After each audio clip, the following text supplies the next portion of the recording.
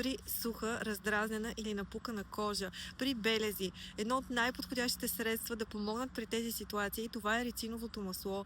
Рециновото масло е познато още от египтяните преди поне 4000 години, може би дори повече. Използвано е в почти всички други лечебни системи, както в римската или в аюрведа.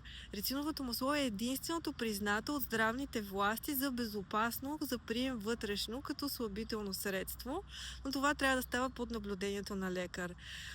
Нанесено върху кожата, то прониква наистина много дълбоко през трите кожни слоя и има изключително благотворен ефект върху нея. Тя ще се хидратира, подхрани и ще бъде много по-сияйна. Нанасите рециновото масло вечер. Ако искате, може да го смесите и с други масла.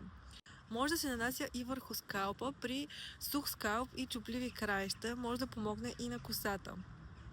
Ако сложите няколко капки от рециновото масло, което всъщност е доста гъсто, и го втриете в скалпа, може да ви помогне при пърхот или различни видове дерматити. Със сигурност помага и при намаляване на петна по кожата от различен происход, включително и акне.